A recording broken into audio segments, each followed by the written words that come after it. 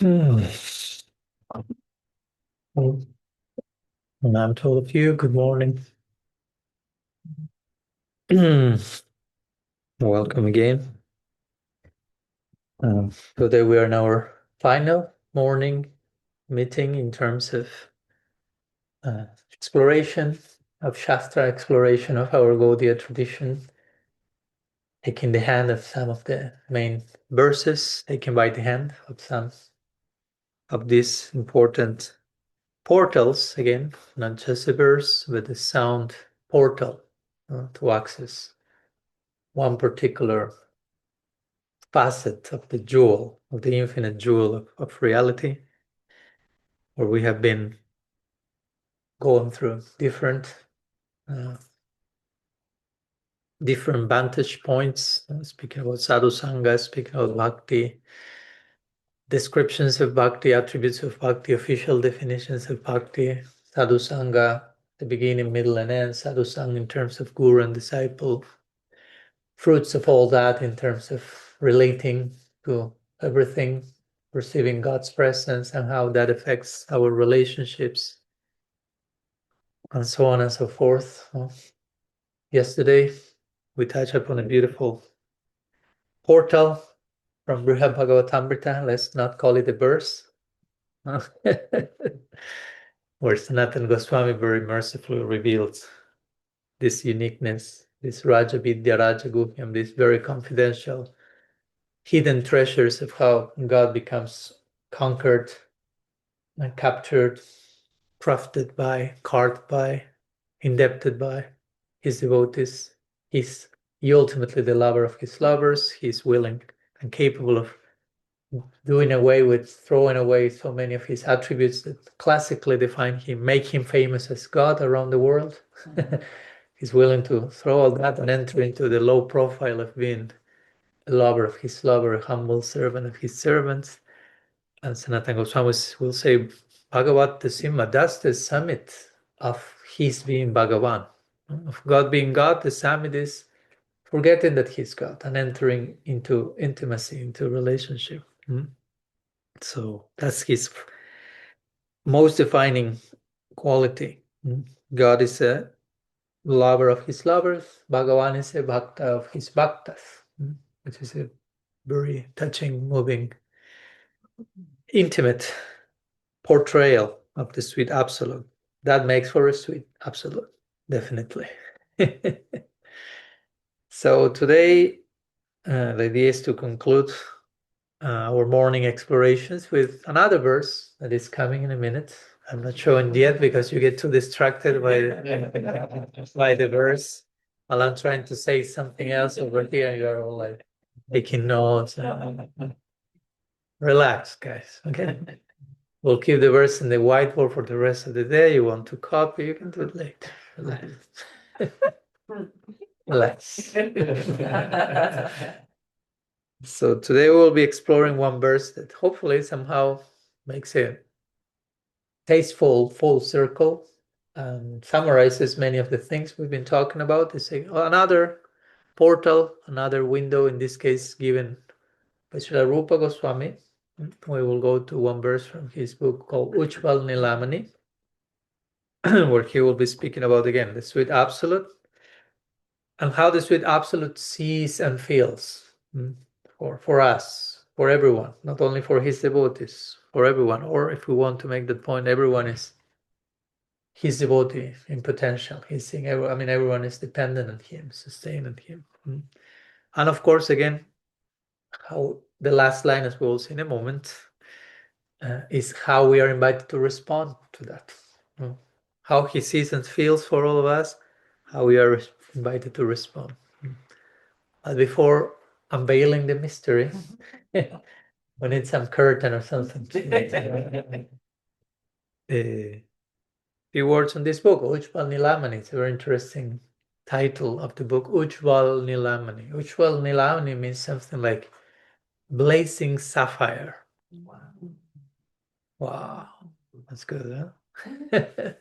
You generally don't hear about these two things combined. No? You don't think about the sapphire that is blazing. Blazing sapphire. Ujjvala-nilamani.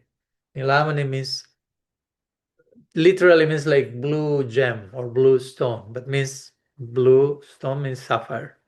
And Nilamani and Ujjval means like resplendent, blazing.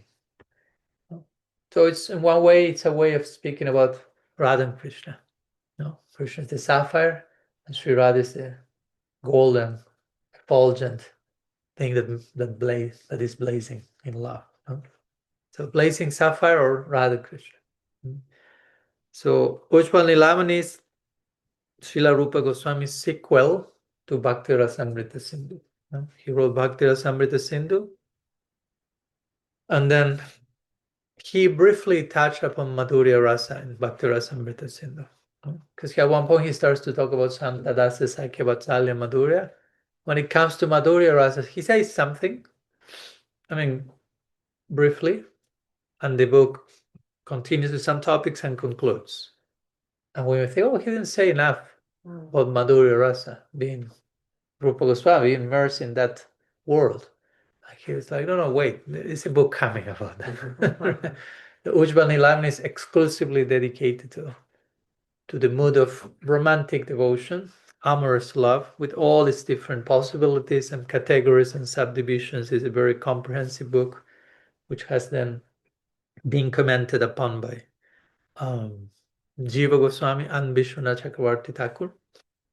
So the context of the verse we will see today, which is the 4th verse of the 10th chapter. Let's talk about the verse without seeing the verse. Ujjvala-nilamani 10:4.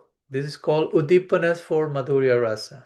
So Udipana, as you may have known, means like stimuli also. Stimuli. Sorry, that's the pronunciation. Stimuli for Madhurya Rasa. Those things that somehow trigger the attraction in that direction. So Rupa Goswami said there are verbal ones, there are bodily ones, and there are mental ones. Mental qualities in the sweet absolute, verbal qualities, physical qualities that stimulate Madhurya Rasa. And then he will speak about mental qualities. He begins with mental qualities and he will mention gratitude, tolerance, and compassion. And next comes the verse we'll see today as an example of those. And we'll see. Each one of these lines is for each one of these qualities. It's funny to talk about that and you don't have the verse. Gratitude, first line, to keep that in mind. We'll go line by line. Tolerance, second line. Compassion, third line. And fourth line will be what that creates in us, how we become affected with that. So again, this verse is somehow positioned in the book, in the Ujjvala-nilamani, in the context of Madhurya Rasa and Udipans for Madhurya Rasa, but also it can be applied and conceived more generally. So that's my point here. It's not like, okay, this exclusively for those who already have a taste for that. So if not, you won't get this verse.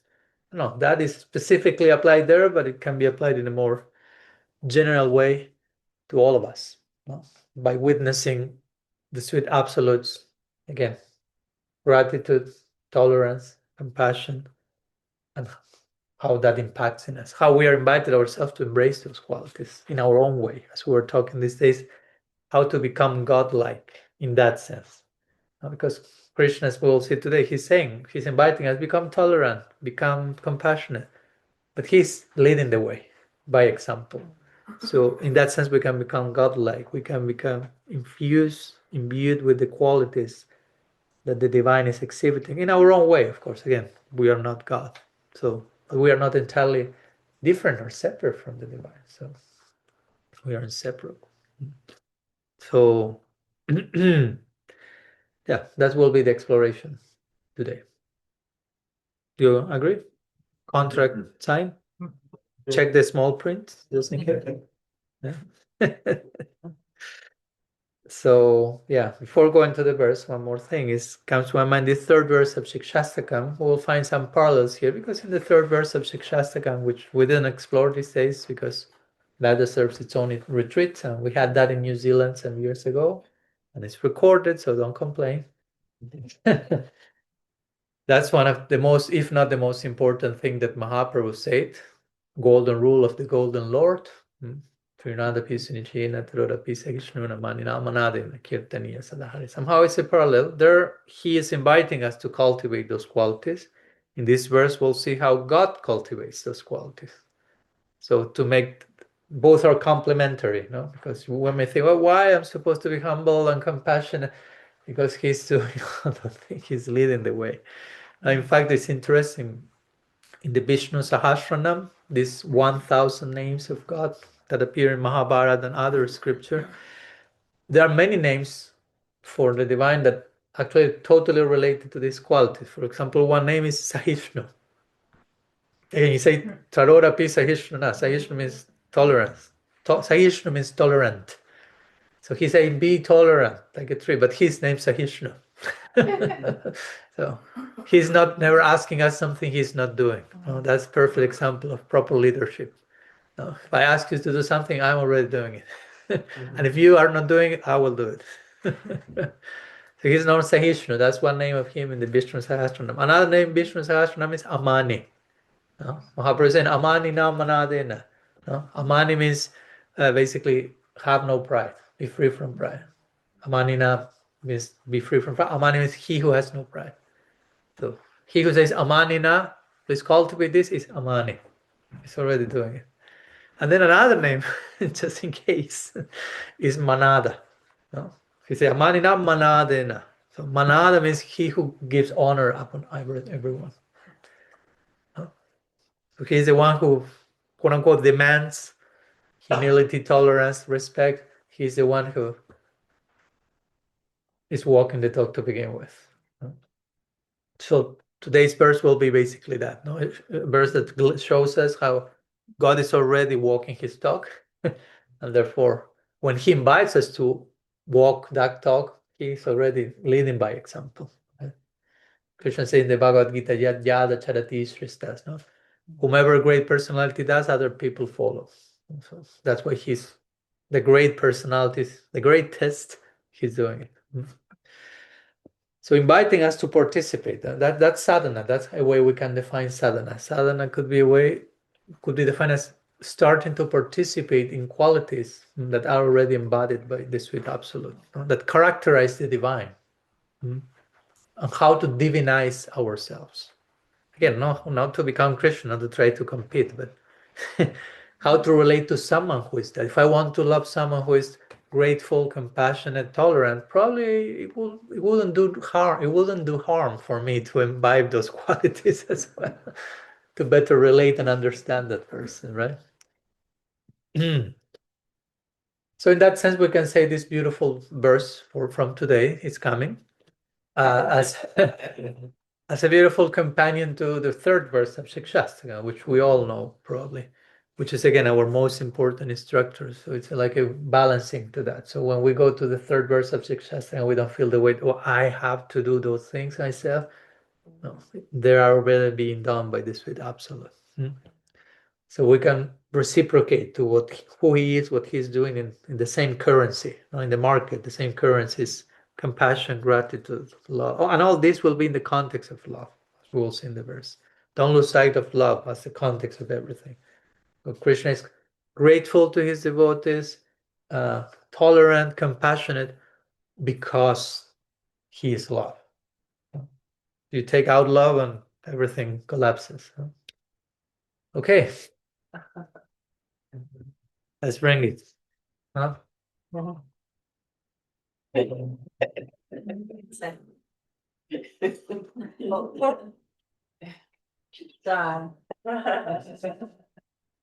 So there we are. Now you can look at the whiteboard to your heart's satisfaction. Take nerdy notes, take pictures of the learners. You can even take a selfie of yourself with the notes. That's a new one, right? I don't think nobody has done that ever in their lives. We are starting a sampradaya here.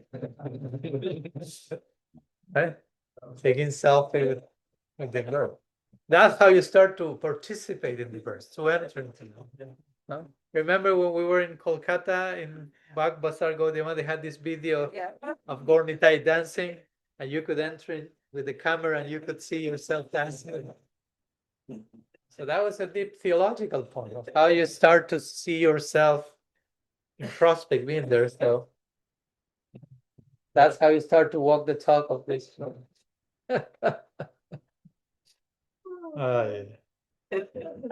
So, as I said, this is Ujjvala-nilamani, 10:4, blazing sapphire, 10:4. And here we have the verse. First line will be about, as I say, gratitude. Second line, tolerance, endurance. Third line, compassion. Fourth line, thirst and longing for all of that from our side. So I'll read the verse in Sanskrit and then I'll read the translation. It says, Bhasham alpikai api sevayamum Bihite piyagasi dusahe smitasyam paradukhalave pikataram me harim udbiksha manastanoti trishna. Translation. Beholding the sweet absolute, brought under control by even the smallest service, smiling even when an unbearable offense is committed against him, and deeply distressed by even the slightest pain of another, my heart's thirst for him only increases.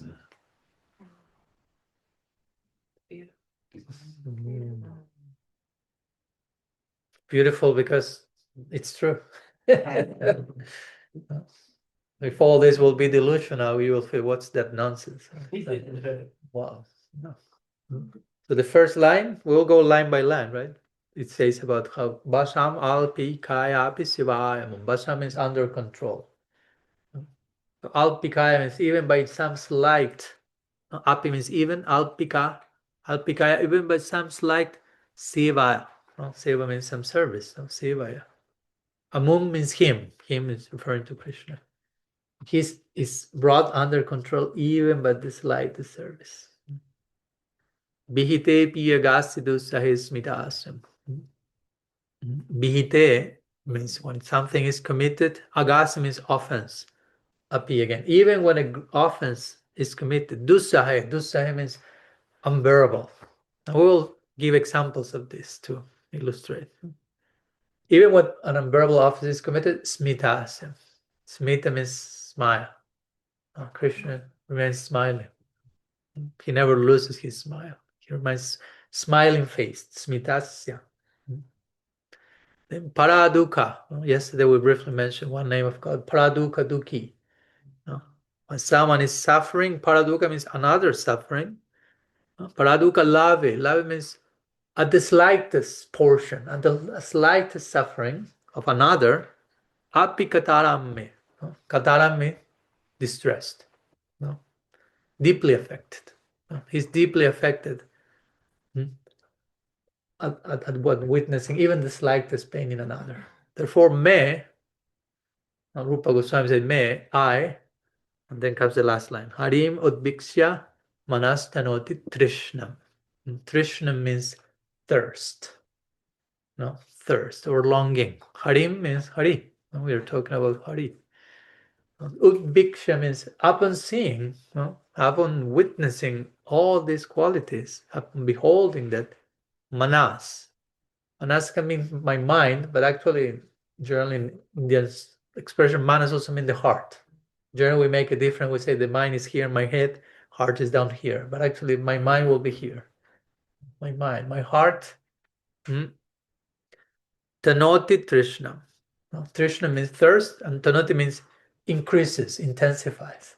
So my thirst for that Hari increases. My longing for Hari, and Hari, if we know, means thief. In other words, he's stealing my heart increasingly by showing all these qualities. I'm being captured by him. Just a short word by word introduction to the verse. So we'll go by line by line, trying to go deep into each one of these qualities as much as we can in a few moments. I will also be sharing a few leelas from Shastra, from scripture, like somehow exemplify each one of these qualities of compassion and gratitude and tolerance. And again, keep in mind, all these are expressed in the context of love. Because Bhagavan loves his devotees, Bhagavan loves everything and everyone. He acts as we are saying in this verse.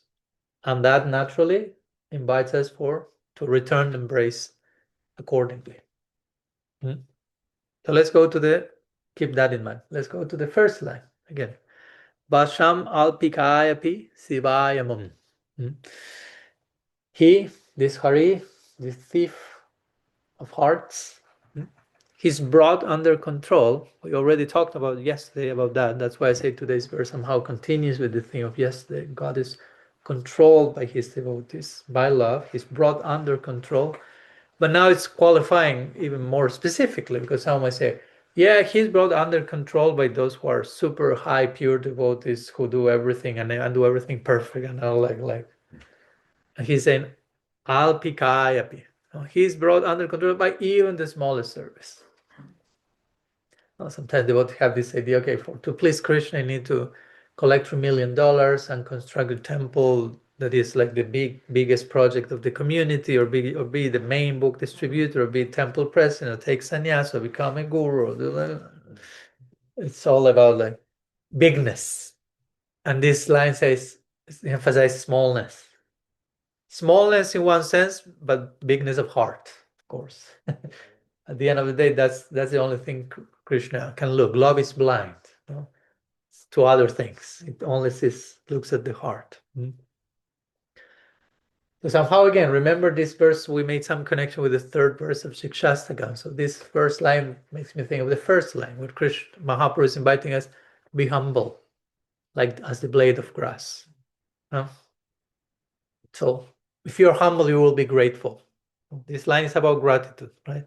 Even the slightest service, Krishna said, you offer me, I'm totally under your control. Wow, that's disproportionately grateful, which means they're proportionately humble. You cannot be grateful if you are not humble. So one thing is feeding into the other.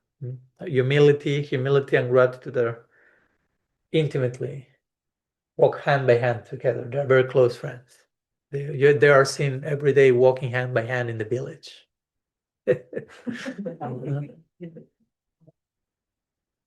Because the less entitled we feel, the more capacity we have, the more capable we become of experiencing even something small as a gift.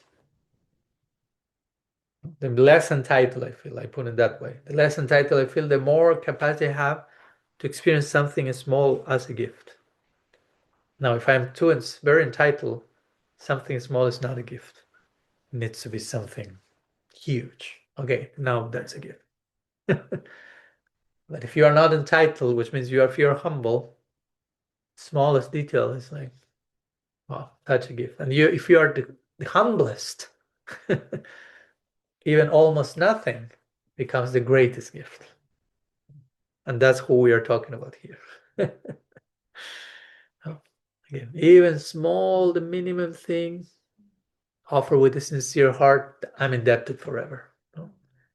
Remember, like Krishna will say to Draupadi in the Mahabharata, after she called Govinda, Govinda, say, that call of yours. Of course, that was not a small thing, but still we could say, okay, she was asking for she just called God when she was in need. And Krishna was saying, no, he's not saying, you call me only when they were disrobing you. No? Of course, Draupadi is a pure devotee, so it's not just calling him there. But Krishna said, that call of yours at that moment has created a depth in my heart that has no end. Till today, I don't know how to pay back that. The quality, the intensity, the sincerity of that call has created a depth in my heart that's still increasing. So even the smallest service act can conquer the absolute, creates a depth in his heart. Krishna says in the second chapter of the Gita, Neha vikramana susti pratyavayana vidyate swalpam, again, alpa. Swalpamapyasya dharmasya triyate mahato vayat. Even the slightest service, the slightest action on this path is never lost, it's never diminished, and will protect you from the greatest danger. No? Again, it's using the word swalpa. Alpa means even the smallest thing, the slightest thing, not to underestimate bhakti, the power of bhakti. And we were talking the other day about Teresa of Lisieux, little way. That's kind of alpa, little, small. Become small, do small. Again, it's not about let's try to impress my guru, let's try to impress my community, let's try to impress Krishna. Let's try to minimalize on the outside and concentrate on the inside and make a quality heart offering, which externally may be very small, but internally is very deep and ornamented. So there are many examples in the scripture about that, that come to my mind quickly. Famous example in the Ram Lila where the squirrels were bringing their small things to build the bridge. And again, the monkeys and Hanuman are bringing these giant rocks, and the squirrels are bringing some pebbles. And the monkeys start like to bully the squirrels. Like, what's that? And if one rock I bring, I'm doing the work of 3 million of you. Something like that. And Ram immediately stops that, and starts to acknowledge how indebted he feels he is for that slight service done with so much intentionality. Now, going back to Anukul Yena Krishna Anushilanam Bhakti Ruttaman. Our definition of bhakti some days ago, bhakti is to be performed with intentionality, favorable heart, deeply deeply chosen. Or when, I don't know, with Vidura's wife is offering Krishna a banana peel, the story also. That's not only a slight service, that's a messy one. Because you're not supposed to give God offer a banana peel. You can offer a banana, but you offer a banana peel in ecstasy, in her love. And Krishna not only putting the hand and receiving the offering, okay, and putting it somewhere else, because what you will do with the banana peel?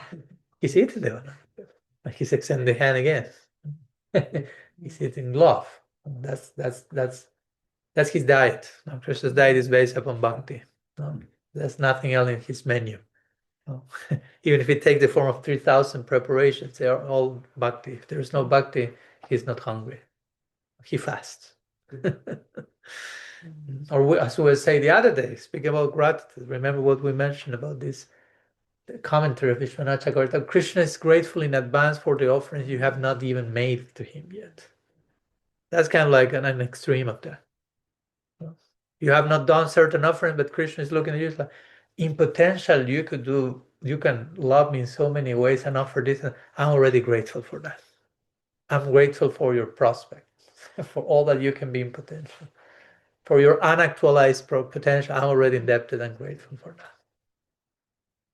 So, sounds too good to be true.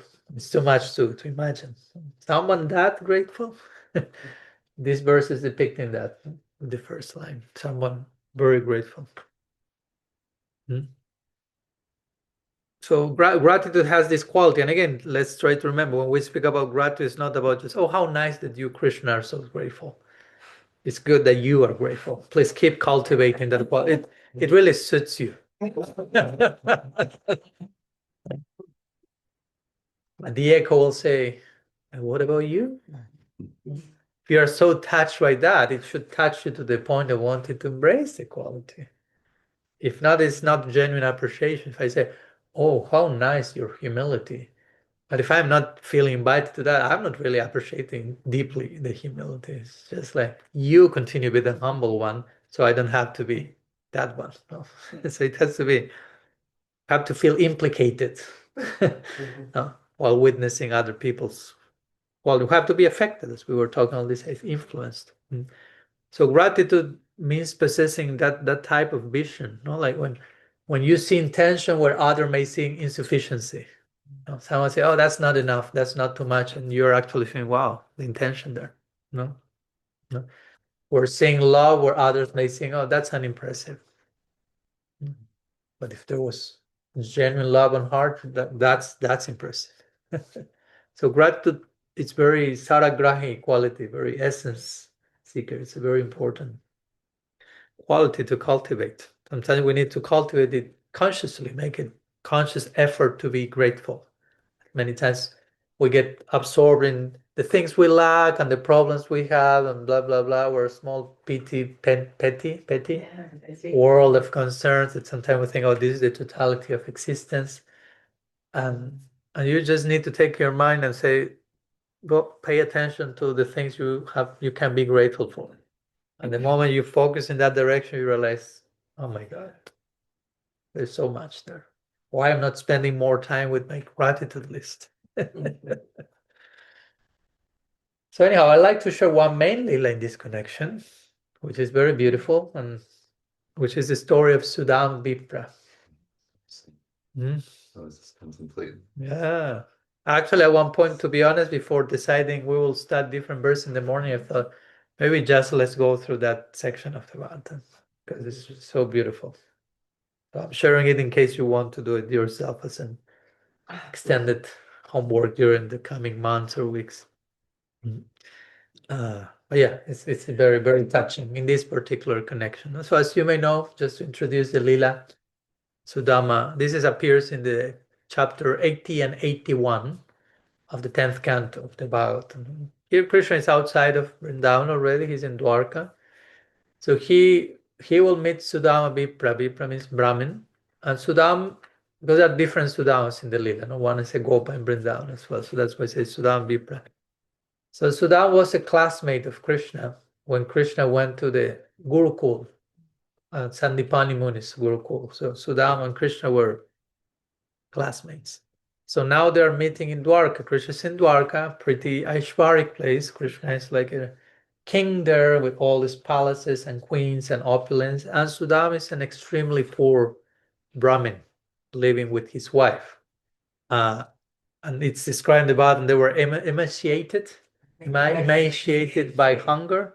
It says like their veins were seen all over their body. Like it's a way of saying they were not eating enough. No, very so at one point Sudama's wife said, Sudam, she was suffering for not only for her being hungry, but for her not being able to seeing her husband in that condition. Said, you are friends with Krishna from childhood, or you went together to Gurukul, and they were aware Krishna is God, so there was this Aishwarya. So not only he's God, but he has lots of Aishwarya and opulence. Maybe he could help us a little bit in this condition. So Sudama agrees to go, mainly with the idea I'll have darshan of Hari. Though part of the idea, the intention was, okay, I will ask him for some financial help, but that was secondary or tertiary. The main thing was, and as we'll see, he ended up not asking for that help. His main intention was, I will meet Krishna, right? I'll meet my friend, my beloved, my Lord, different feelings, no? So he's asking his wife, but I cannot go with empty hands, no? I cannot just visit someone without a gift. I'm speaking about gratitude. Again, they were completely poor, so his wife gives him like 4 handfuls you say, of how do you call this? Flat rice. Yes. And they put it in a torn piece of cloth. It cannot get smallest than that, right? Simplest than that. So he goes there. He walks to reach Dwarka, and Krishna was at one point, it described the Vatan in the palace, and in the distance he sees Sudam walking. So he immediately leaves everything he's doing and runs to receive him and starts to bathe him with tears while embracing him. So I will be reading a few verses from that section because they clearly depict how. To begin with, again, we speak about first line. Don't lose sight of this. Krishna is brought under control by the slightest offering. How Krishna receives Sudam, how Krishna honors Sudam to begin with. Sri Krishna seated, this is verses 20 to 22 from chapter 80 of the 10th canto. Sri Krishna seated his friend Sudam upon the bed. Then the Lord, who purifies the whole world, personally offered him various tokens of respect and washed his feet, after which he sprinkled the water on his own head. The feet that washed his devotee's feet, he's putting that on his head. He anointed him with divinely fragrant sandalwood, aguru, and kumkum pastes, and happily worshipped him with aromatic incense and arrays of lamps. So he basically treated him as a deity. He worshipped that. In fact, there's one verse in the Gita, in the 18th chapter, Krishna tells to Arjuna, Ishtame. Like, in one sense, it's translated, you are my beloved friend, but Ishtakan means you are my Ishtadev. You are my worshipable deity. As we speak about Krishna as a worshipable deity, Krishna is speaking about that, and here he's treating Sudam, his devotee, as such. He's washing his feet, putting that on his head, decorating him, then offering arti to his devotee. After finally offering him betel nut and the gift of a cow, he welcomed him with pleasing words. So that's just a welcoming. God welcoming his devotee. So then, of course, the Bhattan goes on describing both taking each other's hands, again, like friends, and remembering together their times at the Gurukul and different adventures they went together in the Gurukul. And then Krishna asks Sudama, because Krishna is omniscient. Especially, he's not in Vrindavan, so his omniscience is more prominent in Dwarka. Say, oh Brahman, what gift have you brought me from home? Because imagine, after all this welcoming that Sudama received, he had these 4 handfuls of rice, and he was like ashamed, like, how will I offer this to him? He hasn't met Krishna since they were friends in the Gurukul. So at that time, Krishna was just a friend in the Gurukul. And it's like your friend in the Gurukul becomes like the king of the country or something. It's like you're in the palace and you're like, you just brought like a candy as a gift. I won't give this. So Krishna knows. Krishna knows, and Krishna is greedy for that and grateful for that. So he says, what have you brought me from home? I regard as great even the smallest gift offered by my devotees in pure love. But even great offerings presented by non-devotees do not please me. In other words, if there is no love, I'm not moved by that. I'm moved by love. So he's saying that to pacify Sudama. Even the slightest offering, I'm cherishing that, because he knows, I know you are afraid of sharing that, and I'm really longing for that. And it's interesting because right after that verse, in the Bhagavatam comes the same verse of the Bhagavad Gita, Patram pushpam phalam toyam jome bhaktya prayachati tadaham bhakti paritam ashnami prayatatmanaha. 9:26 Gita, where Krishna says, if you offer me with love and devotion a flower, fruit, leaf, water, I'll accept it. That verse appears exactly the same in the Bhagavatam. Krishna to reassure Sudam, even that verse is one fruit. It's all in the singular. One leaf, one fruit, one water, which will be like one drop. But 2 times the word count, which means anything. One water, one drop, it doesn't matter, that's secondary, but twice the word comes bhakti in that verse. So flower, fruit, water, but bhakti, not twice. If there is bhakti, you even give me a flower and eat it. Vishwanath Chakravarti Thakur comments on the verse. The flower, some flowers are edible, but some may not. Usually people do not eat flowers. So the point made by Krishna is, even if you give me a flower with love, I will not only take the flower and smell it, I will devour it. Because your heart has been invested there. So Krishna is quoting this verse to Sudam. He's quoting Bhagavad Gita to assure him, like, if there is love, I'm taking it, so give it to me. I want the love you have in that pocket. Give it to me in the form of these 4 handfuls of rice. So it is said that Sudam still was embarrassed in his humility, and he was like, with his head down, keeping his head low. And again, Krishna knew what Sudama had brought, and now he sees Sudama with his head low, and he thinks, now is the chance. So he goes and snatched the rice because he had the torn piece of cloth with rice like tied to his cloth. So he knows it's that thing there. So he measures and he snatches. And then Krishna says, my friend, no, have you bought these for me?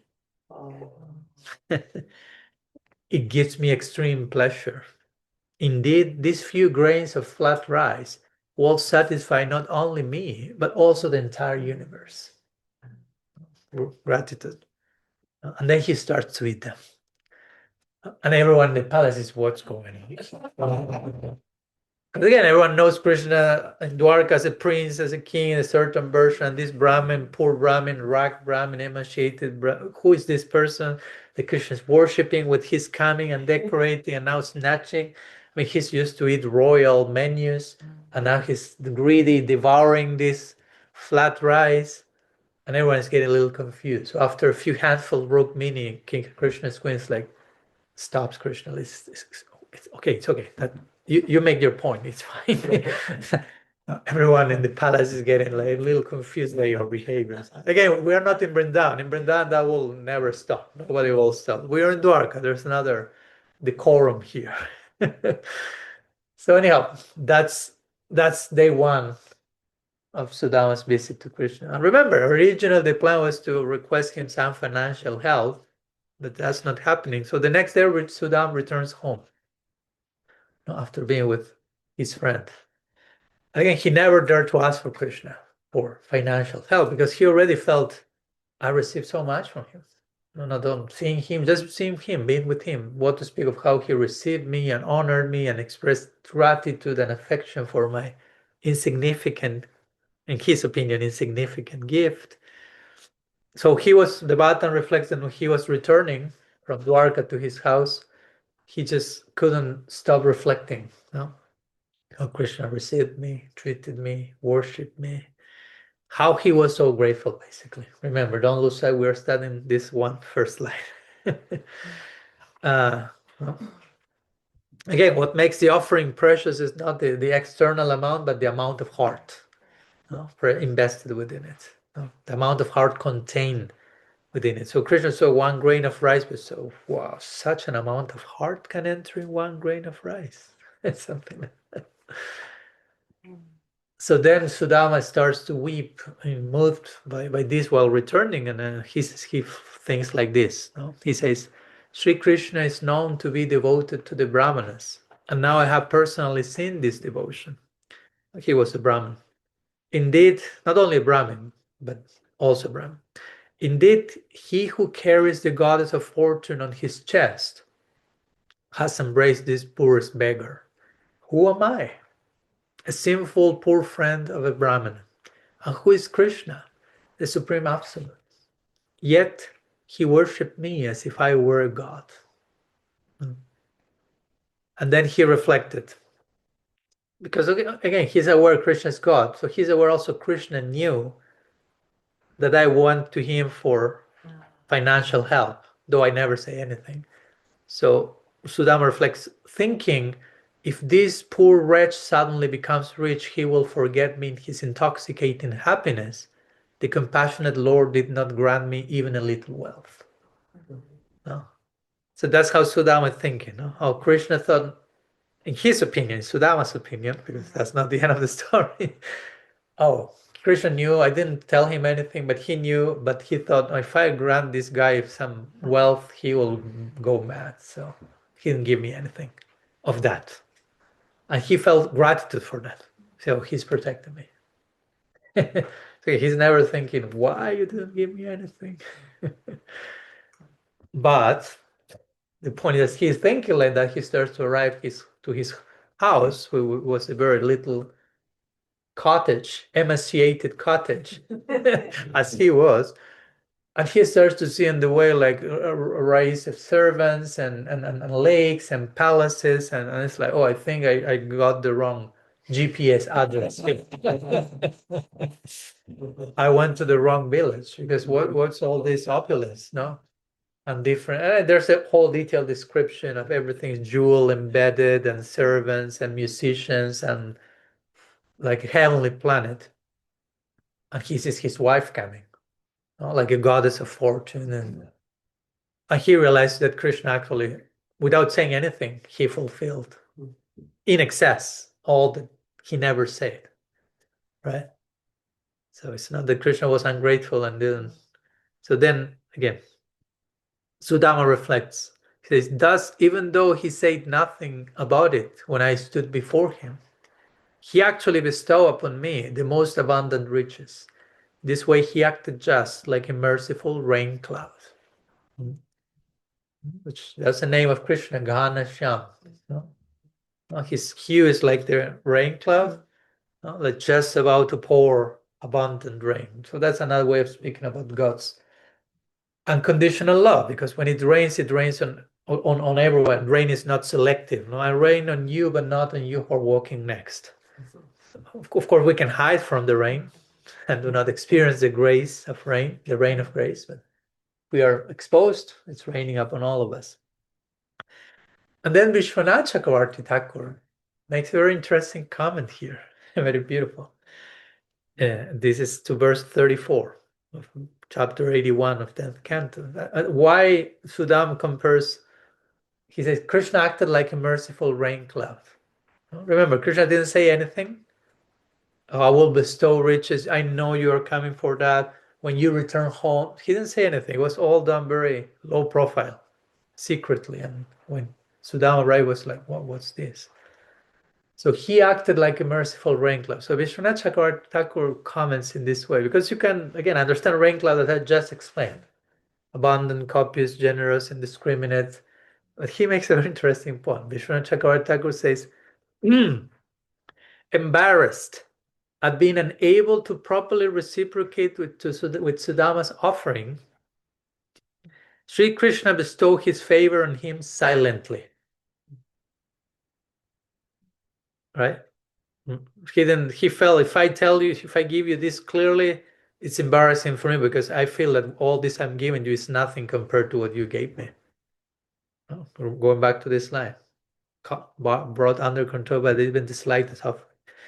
Krishna acted just like a magnanimous rain cloud, which provides the necessities of life for everyone, near and far, but feels ashamed that its rain is too insignificant a gift to give in return for the abundant offerings that farmers make to it. Out of shame, the cloud may wait until nighttime, when the farmers are asleep, before watering their fields. This is the position of Krishna, the best of the generous. Wow. That's beautiful, right?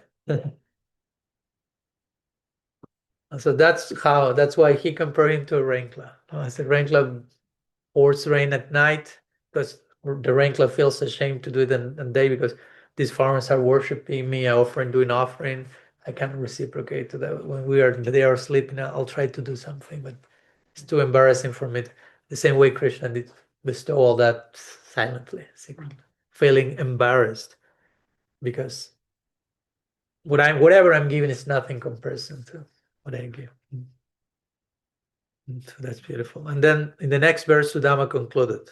That's the conclusion. Sudama says, Sri Krishna considers even his greatest benedictions to be insignificant. Again, humility and gratitude. While he magnifies even a small service rendered to him by his well-wishing devotee. So on his side, he feels whatever I'm doing is insignificant. But whatever he receives, wow, is magnifying that out of gratitude, out of humility. Thus, with pleasure, the Supreme Lord accepted a single palmful of the flat rice I brought him. This goes back to, again, our first line, right? The sweet absolute brought under control, but even the smallest service. So gratitude, line 1. And humility, again, deeply connected one with the other, and how it invites us to embrace the same. Again, I leave it to you to contemplate. Okay, this is the God I'm worshiping, I'm adoring. How is that inviting me to become like him to enter into relationship with such a grateful, loving, humble person. Again, witnessing all the things, it becomes easier to become humble. Humble is not like you have to be humble, you have to be grateful. It's like you hear this, you melt, and you're like, how can I not? I cannot but.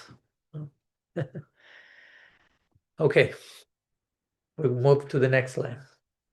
Again, we could just stay with this line for eternity, and we will, hopefully.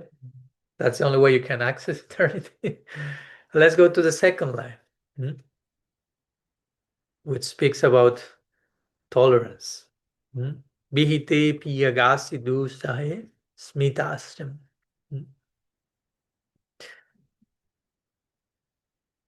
Krishna is smiling even when an unbearable offense is committed against him. Smiling when something unbearable is done unto you. Imagine, we will be cursing, killing, reacting, accusing, victimizing ourselves, not smiling. It sounds like Jesus' line in the Bible, no? When turn the other cheek. No? Again, and this has to be understood in a realistic, sustainable way, not in a way that lends up itself to abuse or anything, but there's a beautiful way to understand this idea of tolerance, basically. This line is about tolerance, which can be a parallel with the second line of Shikshastakam. Remember, we are making some connection with that verse, Tarori api sahishnuna. Be tolerant as the tree is tolerant. Tolerance, but also forgiveness. No?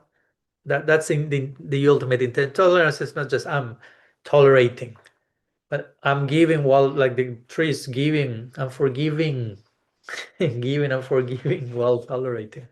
Krishna is smiling and loving while receiving some whatever attack, as we will see in a moment.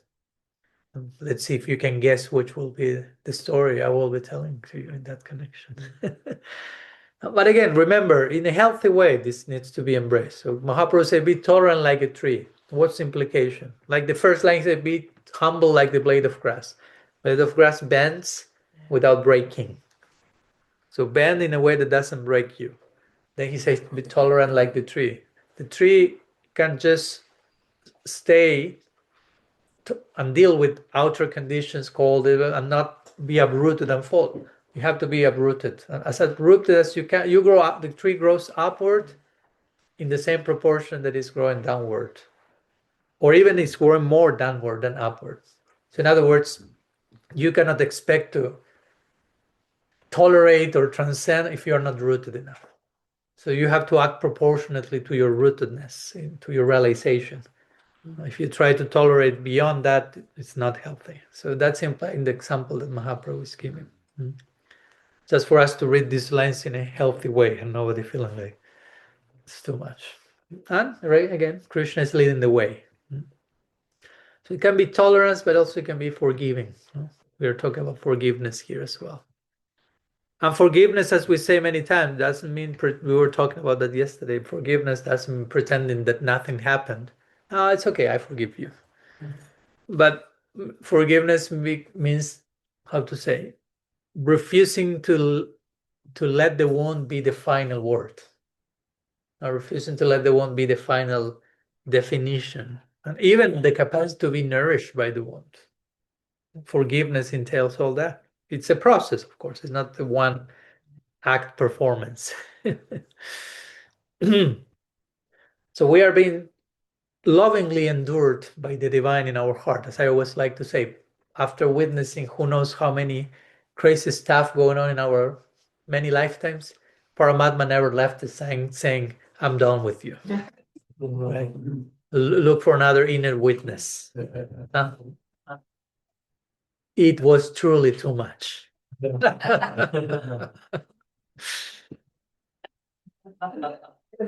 Not only he is not leaving our heart, but his loving presence is increasing at every moment. We need to use some humor to speak about a few tragic things, right? So perhaps one form of grace is that God simply stays in our heart. That's part of his grace. Despite so many stuff, he's not living. And that's not only the only thing he does, but just staying like a very loyal friend. Not like the example given in Shastra, Suparna, these two birds.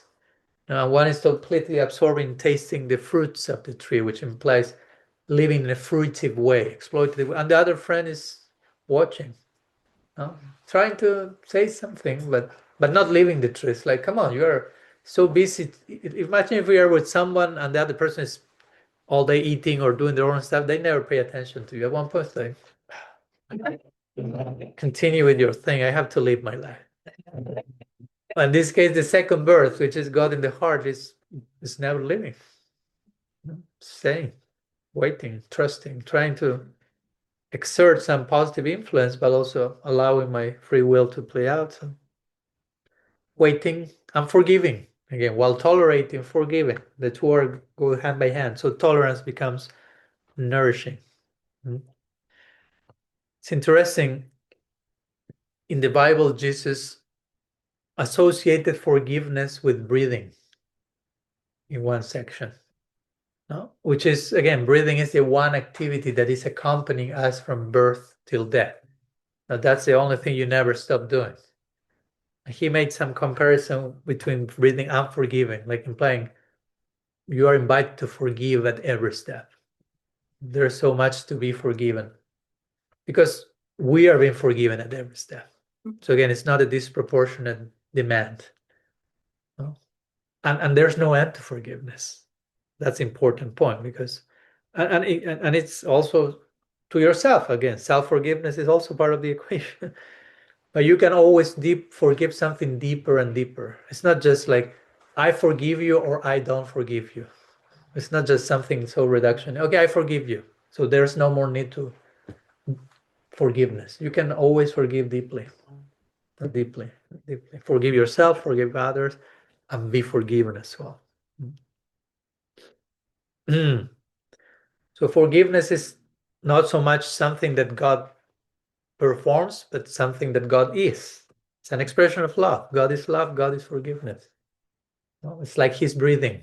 Again, going back to the Bible example. He's breathing forgiveness. Inhale, exhale. The Srimad-Bhagavatam gives a very interesting image in this regard, which is, it gives example of a baby. God is like a mother in this case, which is a very healthy way of thinking about the divine also, not only as a father, not only masculine side, but the feminine side, we have the divine couple. So like a mother who is pregnant and he's having the child in the womb. Some of you, of course, the mother present here will have tangible realization of that. And the child is kicking in the womb. No? So the mother has to tolerate the kicking, but at the bottom said God is like the mother and we are the baby in the womb, no? Kicking. No?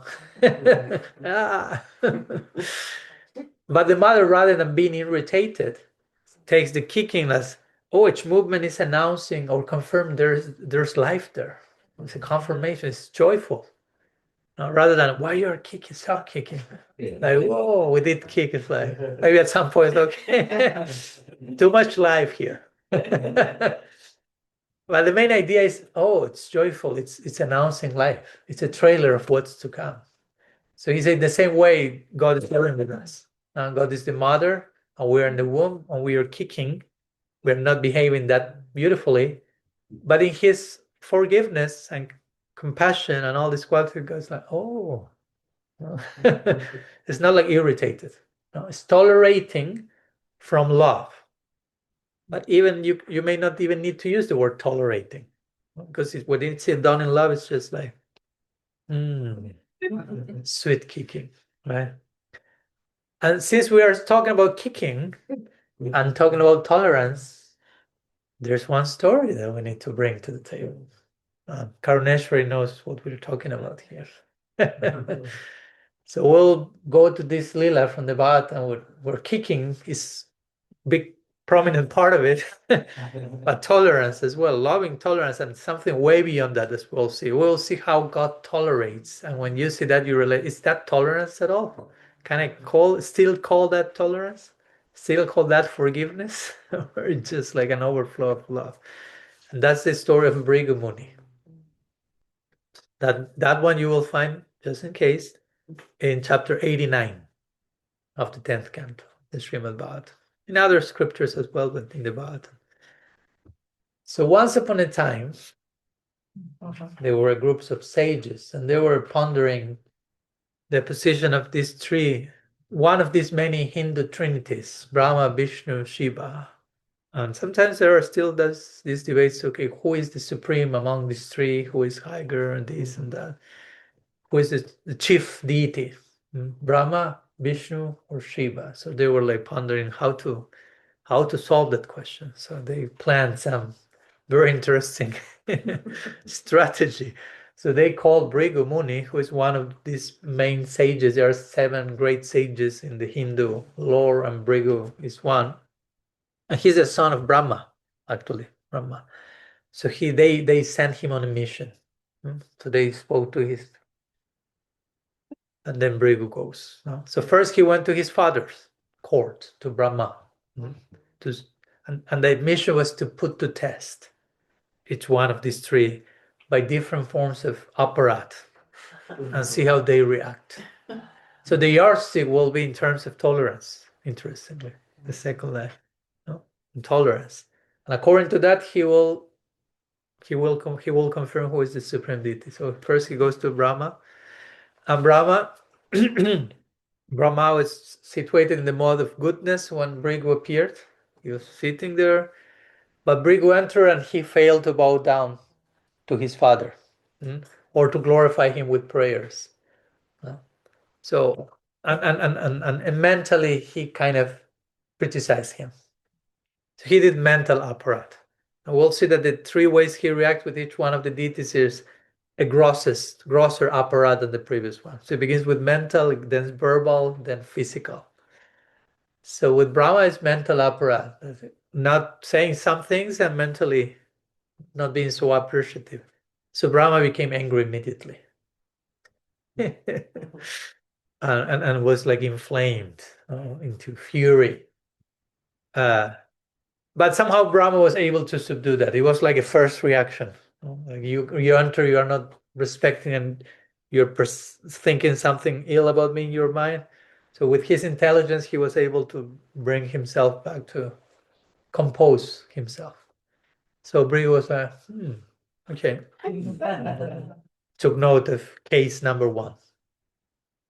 Case number 2, Brig was going to Mount Kailash to visit his brother, Shiva, because Shiva is born from Brahma.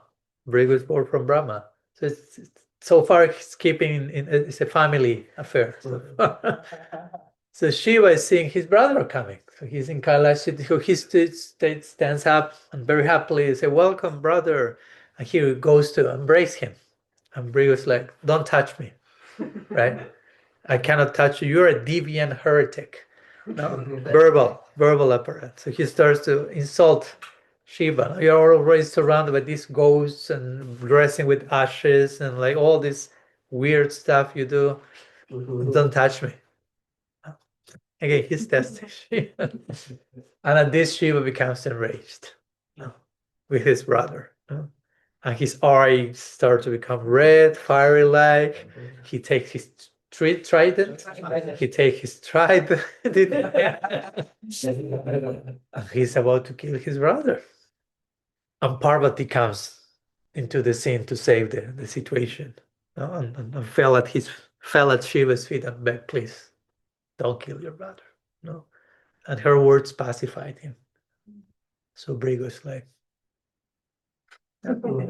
make a note. Or crossing the names. Basically. So then we have the last person to be tested, which is Vishnu. So Brig goes to Vishnu, Vaikuntha. So I will read the verses because this deserve specific to see how Bhagavan reacts to Brigu's act. Brigu then left the place, Kailash, again, taking notes, and went to Vaikuntha, where Vishnu resides. There he went up to the Supreme Lord, who was lying with his head on the lap of his consort, Lakshmi, Narayana in Vaikuntha, and kicked him on the chest. It cannot get more horrible than that. So this physical apparatus is even worse than just speaking or just thinking. Is like boom, gross. And putting your feet on God's, not only putting your feet on God's chest, but kicking violently. The Lord then rose. Oh, someone will think, oh, is the Sudarshan coming? Brig, what this one was like, Sudarshan anywhere? It's like he went with a scarf. Just the Lord then rose, along with Goddess Lakshmi, as a sign of respect. Because they were lying. So if you have a guest coming, you are lying internally. You're not just, hey. So he woke up. It's a sign of respect. Coming down from his bedstead, that supreme goal of all pure devotees, Vishnu, bowed his head to the floor before the sage and told him, "Welcome, Brahmana. Please sit in this chair and rest a while. Kindly forgive us, dear master, for not noticing your arrival."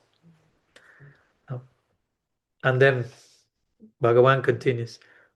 He tells the Brigadier, "Please purify me, my realm, and the realms of the gods by blessing us with the water that has washed your foot. This water alone makes all sacred places sacred. Today, my Lord, I have become the exclusive shelter of the goddess of fortune, for your foot has sanctified my chest." No? So that's how Vishnu reacted to Brigamuni. So let us not miss the reversal. This is God speaking to his devotee. You can take all this out of context. I don't tell you who's talking to whom, and you think, oh, that's the devotee praising God, right? No, it's the other way around. No.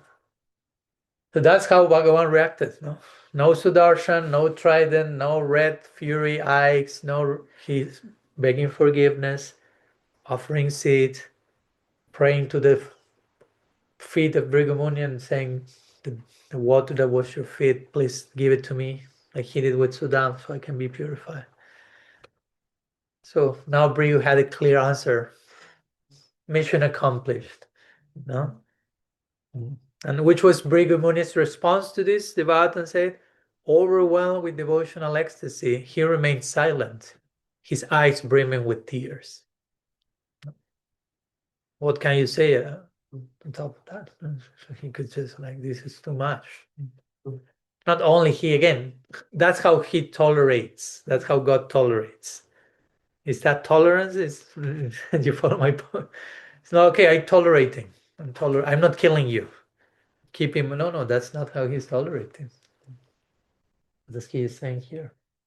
Smiling, and the smile represents not only just smile, because you can fake a smile or just smile, but internally, a smile represents a really favorable attitude with all that it entails, like we are sharing here.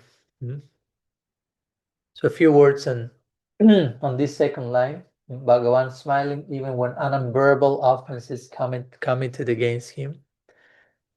So again, it's Bhagavan is so loving, so humble, so grateful, as we talked before, that his tolerance doesn't feel like he's tolerating at all. When you are with someone who is totally loving, they do not need to tolerate in one sense. They are beyond tolerance. They don't feel, I have to tolerate this. It's just, they're loving. Tolerance has become upgraded to love.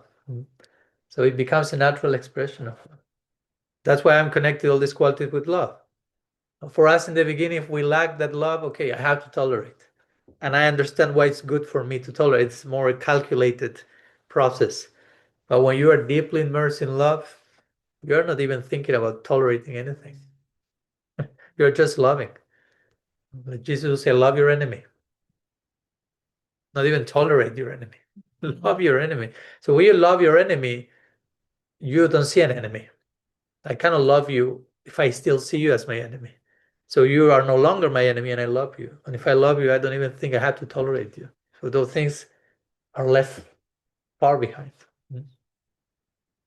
So again, many of the things may be a gradual aspiration for us to cultivate, because to think, okay, where do I find myself in my journey in connection to this? But again, it's always, I think, healing and hopeful to know, okay, I'm worshiping, I'm adoring someone who is embodying this in the most loving, beautiful way. Okay, let's move to the next line. Paradu kolave pikatram me. Rupa Goswami says, this Hari is deeply distressed by even the slightest pain of another. Deeply distressed. Kataram means deeply distressed by even lava, like lava matra sadhusanga. Lava means the smallest paraduka, suffering in another. So that speaks about his compassion. So far, line 1, gratitude. Line 2, tolerance. Line 3, compassion. Which again, all those are love. That's it. When you love, or where you are love, in this case, like Bhagavan is, again, it doesn't take an effort. It's not like, okay, I have to be grateful. No, it's not like he's forcing himself. I will go to my gratitude list. I have to tolerate. I have to be compassionate. It will be good for me. We may begin from that more primitive place, but for him, it's just like the natural, obvious, unavoidable response. So compassion, that's more related. Of course, it can be related going back to the Shikshastakam with the second line as well, but also with amanina amanadina, to offering respect, not expecting anything from you. So Bhagavan is, here we have paradukkha, which means another's suffering. And as we were mentioning yesterday, one name for God is paradukkha dukhi. So dukkha means affliction, suffering. Para means someone else. And dukhi means he who is afflicted by someone else's affliction. Para dukkha dukhi, he who suffers when someone else is suffering. That's why Krishna in the Gita says the symptom of a yogi is that he makes other people's suffering his own. And again, he's saying that about us, aspiring yogis, but he is leading the way by being para dukkha dukhi, by being karuna sindhu. Oh, that's the name. There are so many names of Krishna. Kripama, he's made of mercy. Karuna Sindhu, he's an ocean of grace. His compassion is oceanic. Ocean means you don't see the beginning or the end of that. It's unfathomable.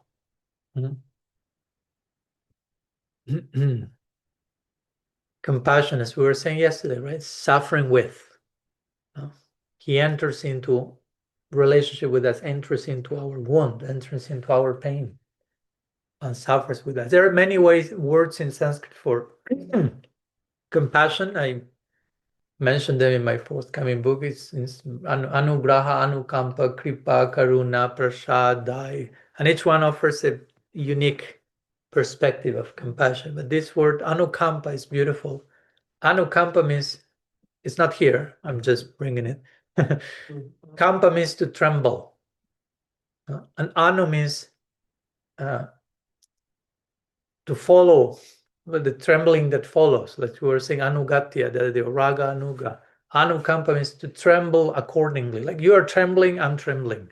So that's the word for compassion. Like I'm seeing you're trembling in terms of your suffering, I'm trembling accordingly. I'm empathizing with what's shattering you. So again, compassion begins when the other person's suffering stops to be merely information, right? And in one way, it becomes an event within us. We were saying yesterday, it's not a passive, distant witnessing. Oh, you're suffering. That's still information. No, but when it becomes an event within us, then we are talking about compassion. Then we are talking about suffering with. No? And at the same time, we're talking these days, all this has to be done embracing a sustainable way with discernment. Compassion requires discernment, because feeling another's pain also doesn't mean absorbing that without limits. That can be overwhelming. if we are not an ocean of compassion, we can drown in the ocean of the other person's distress. So the question is how to let the other person's suffering touch us deeply, no? Or how can we allow ourselves to be touched by the other person's suffering in a way that evokes a loving response in us, without becoming incapacitated by the other person's suffering, without becoming like frozen or overwhelmed or bewildered, but touched by a loving response. So each one has to assess their adhikar. I'm losing a few of you, sorry. Oh, Hari.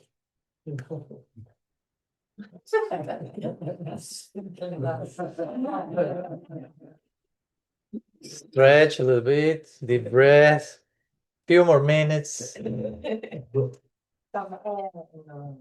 There's no window, door to open? Door. I mean, that's up to you. That's up to you. I cannot be organizing that one.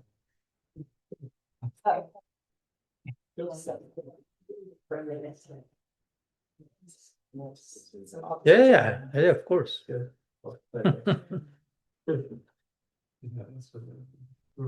Self-compassion, a little bit of oxygen and stretching, compassion to the body.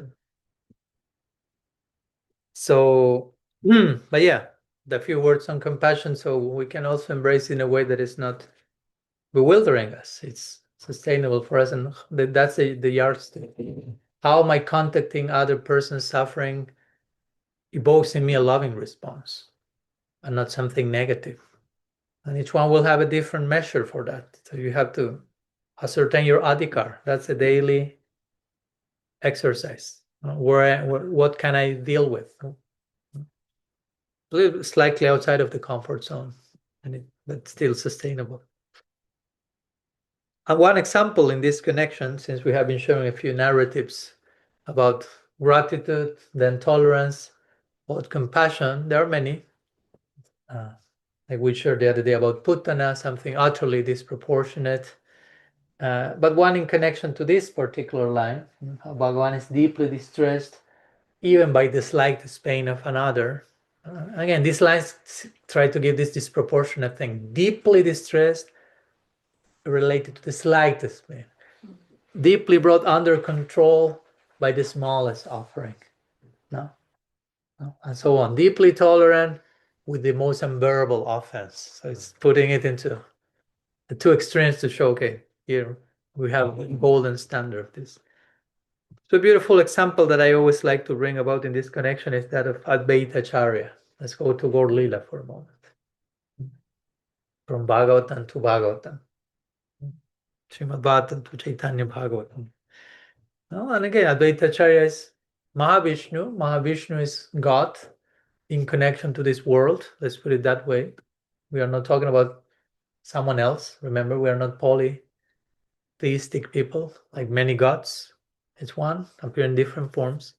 So in the Chaitanya Charitamrita, it is described how Advaita Acharya, Mahavishnu, God in connection to us in the world and us here, he's beholding the suffering of the world. He takes a look at the suffering condition of souls, of us. And unconditional love shatters his heart, basically, in that moment. The pain of every living being that he's witnessing, our pain, becomes his own. He engages in this compassion.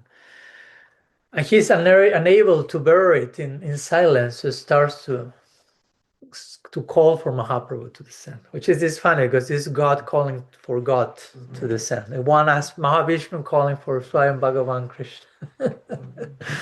Right?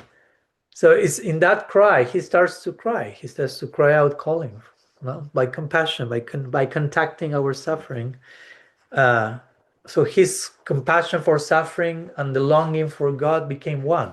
Interesting, Advaita Acharya, witnessing the suffering, connected with it, longing for God, merged into one single cry, so to say.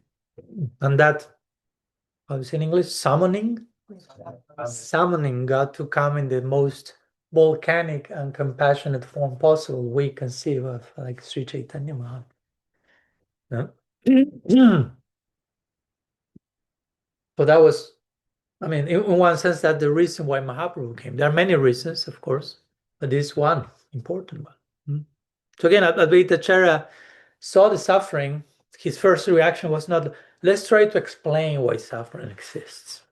No, he responded immediately by allowing the suffering to break him open. That was his first intuitive answer. It's not like, let's philosophize about the reason for suffering. That may come at one point. We may need to, but first it's like, let me contact that. Sometimes compassion begins before theology has an explanation or an answer. And it's interesting because generally we hear the main reasons for Mahaprabhu's descent are these three main reasons. He wanted to experience Radha's love and the beauty she perceives in him and the joy she perceives by witnessing his beauty. And the secondary reasons are establishing Yuga Dharma and Advaita Acharya's call. But there's one verse in Chaitanya Charitamrita that describes Advaita Acharya's cry as the principal cause for Mahaprabhu's descent also. So that's another way to emphasize the importance of God's compassion. So we are here because of Advaita Acharya's compassion. We could put it that way. No? God looking at creation compassionately, suffering with us, invoking the necessary manifestation, necessary grace to deal with our case in the form of Sriman Mahaprabhu. So, few thoughts on the third line. I'm trying to be a little brief, so because I'm losing a few of you. But I think that's very important. No, the example of Advaita Acharya gives suffering a very, how to say, extraordinary theological dignity, we could say. The cry of living beings matter enough to move heaven. The cry of living beings matter enough to move heaven. So that gives suffering an extraordinary theological dignity. Because sometimes we are suffering deniers. So, that's suffering, that's bad, that's just a symptom of illusion, that's bad, that's wrong. Get rid of it. But that's moving heaven, so to say. The cry of the living beings is moving heaven, moving heaven to the point of descending, to pour again, rain, cloud. So the pain of the world is not invisible to God. Again, let's be careful not to posit God as if aloof personality, indifferent to what's going on here. And perhaps our own compassion, again, there's always a call for us, our own compassion becomes one of the ways through which the divine response enters the world. It's not just, okay, whenever Krishna wants to descend again to save these guys, you can come, Krishna, it's time, it's good time to come. Why not allow that to descend through you? That's part of the invitation, part of the commitment. So anyhow, some words about the third line, compassion. Sometimes for us to make it personal, and we'll make it personal in a moment with the exercises, of course. But also the question is not so much I am compassionate, I'm not compassionate, but many times where the struggle lies, like whose suffering, I don't know, whose suffering do I find easiest to ignore? No? Because sometimes we can be selectively compassionate. And ultimately we are invited to embrace universal compassion, because universal love means universal compassion. But before concluding and going to our practical embodiment of today's lesson, we have one more line, the last line. And the word me also, because me means me. Remember, this is Rupa Goswami's praying, including this verse. Actually, in the commentary, it is mentioned that the verse, maybe it was composed by Rupa Goswami, but it's more speaking about one commentator is Satyavam, who is Radha, in Dwarka Lila, speaking regards Krishna. But he said me, and we can, how to say, impersonate.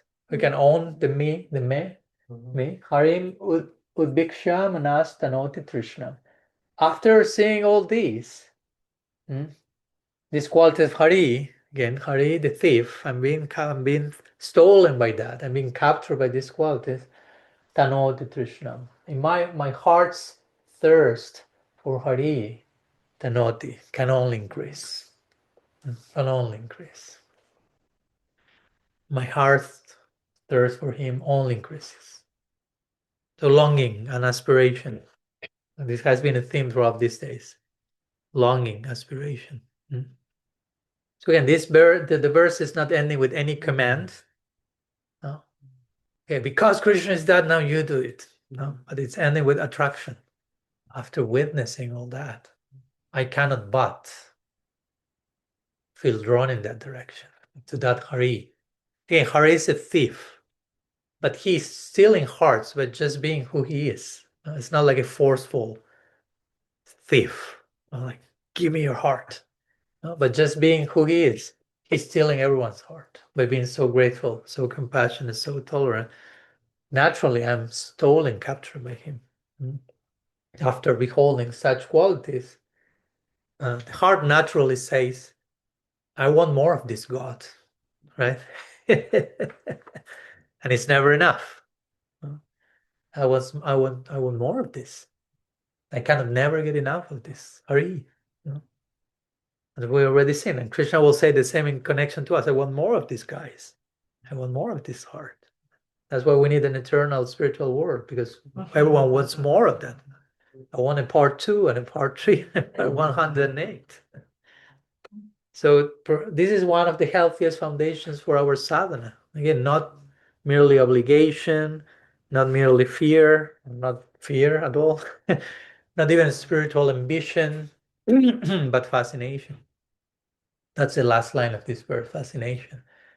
The witnessing how, in which way, in which quantity, in which quality Hari is grateful, tolerant, compassionate. I'm fascinated by that.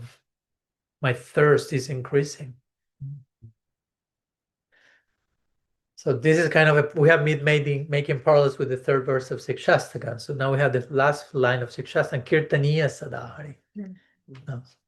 Always engaging in kirtan of Hari. Again, the word Hari is coming here. Kirtaniya Sadahari. You say Harim.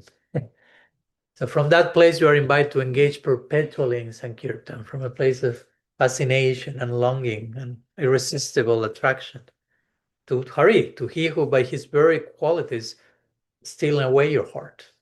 It's irresistible, it's too much. And I think longing also is very important, because longing is, how to say, protecting our aspirations from perfectionism. Like, it keeps the door open for more longing. Perfectionism is, I have to do it perfect, it's like this, game over. So we do not need to embody everything that we have contemplated this week. Now, we have contemplated a lot of things this week. We don't need to immediately embody that. No, it is enough to long for that. Right? It's a lot to long for that. This week we try to sow some seeds of longing in the heart. No? It is enough that something within us begins to thirst for the things we have been sharing. That's what this verse is saying. Seeing all this, I have thirst for that more and more. It doesn't mean I'm already there. It doesn't mean I will ever be fully there, because you can never be fully there. But I'm perpetually longing for that. And if you have that longing, then your life is completely successful. Like Prabhupada Nanda Saraswati says in Radharasa Sudhanidhi, he's praising Sri Radha, and he's like overwhelmed, like, wow, this is such a deep, great, beautiful idea, but who am I to long for that? Where I am? And he concludes, well, and who am I to attain that? Is there hope for me to ever attain that? So much. He said, well, but even if I can die longing for that idea, my life is successful. Because sometimes we become a little bit obsessed with attainment. No? You have to get there. You have to achieve it. No? Achievement mentality. You have to develop pure love, become there, enter Golok Vrindavan, whatever. Prabhupada Saraswati said, if I can just die longing for that, die thirsting for that, then my life is successful. My trajectory is successful, because if I die longing, that warranties what will happen after that. Dying that way, longing for that, that will make me closer to that. So, so that's a good way to deal also with shame. In the sense of sometimes we feel I want something and I'm falling short of that, and we feel shameful. Why then? Why instead not take that as longing for that? So the distance between, in other words, the distance between who we are, and what we have glimpsed, all that I can be, the distance between that doesn't need to become shame. It can become longing. Follow my point? Yeah. I'm here, and this is all that I can be. I'm glimpsing my potential. Wow. There is a big distance between the two. I have two options. I can feel ashamed. I'm so far from that. I'm blah, blah, blah. Or I can turn that into longing. Of course, I hope you get which is the healthiest answer. So this is what's happening here. Longing. It's not that the author is saying, oh, Bhagavan has these qualities, and I'm so ashamed and feel so bad about me that I don't have them, and he's so far away, and I got depressed. And that's the end of the verse. He's saying, wow, by beholding that, my heart thirst can only increase. So anyhow, the verse, just to go full circle, the verse began then with Krishna being conquered, even by the smallest gesture of love, line 1. Second line moves to his refusal to retaliate against injury and attack, but smiling, big smile. And then comes his inability to remain untouched by other people's suffering. And then it ends with the devotees becoming, as Krishna is becoming unable to remain untouched by people's suffering. The 4 lines, the devotee becoming unable to remain untouched by Krishna. When you realize how touched Krishna is by everything, you can no longer remain untouched yourself. It's moving, it's melting. Divine sensitivity awakens human sensitivity. How sensitive Bhagavan is for everything and everyone starts to make us sensitive to that, to everything. And Krishna's gratitude and Krishna's tolerance and Krishna's compassion then becomes the reason the heart wants Krishna. So attractive. That's why it's called Krishna, the all attractive, or Hari, one who steals away. These names are not just casually like ascribed or manifest. They are really, he is not different from his name. Remember. So whatever those names indicate, he's that. So yeah, let's begin on that note of aspiration, because throughout this series, we are concluding now officially our morning series. So throughout this series, we have shared different verses and different beautiful, noble ideals. And at times, maybe some of us felt that's a big ideal and far away. Some shame may came to visit, but let's turn all that into aspiration. Let's see all our experiences these days as sowing seeds of longing. So we have a clear prospect, a clear aspiration. And even if we are miles away, lifetimes away from that, we can turn all that into longing. We can feel our life with the fire of longing and aspiration, and feel fortunate to be on that, already on the path to that goal, and treading the path with longing. I'm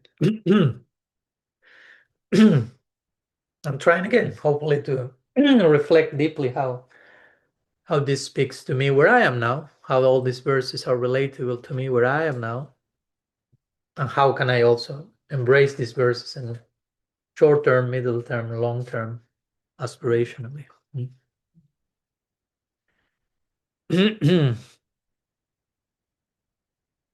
Okay, that was today's verse, today's portal.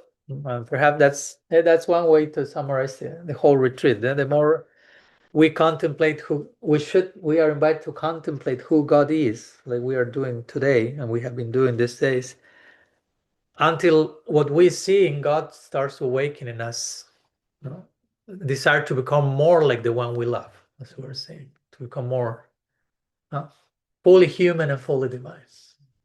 That's who Bhagavan is. That's who we are invited to become.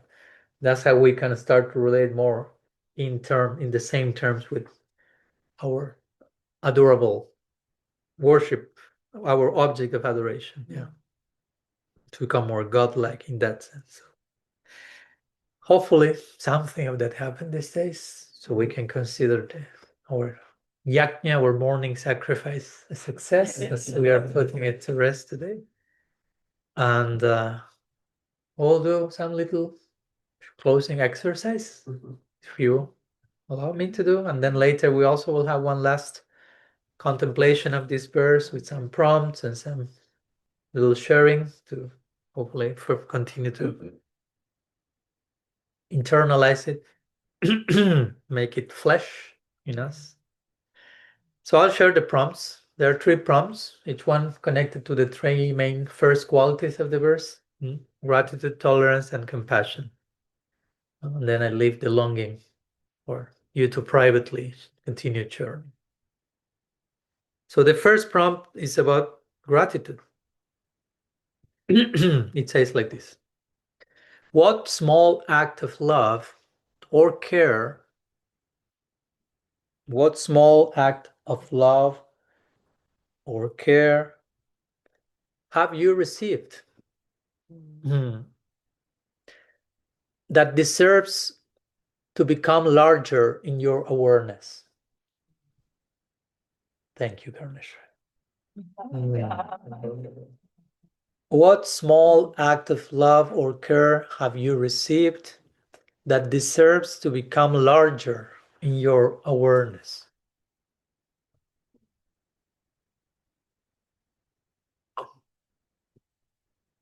Okay.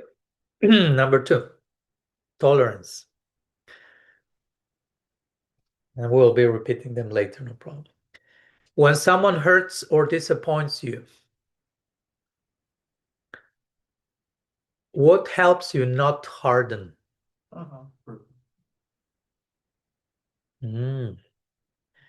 When someone hurts or disappoints you, it can be yourself, just in case you're doing that to yourself.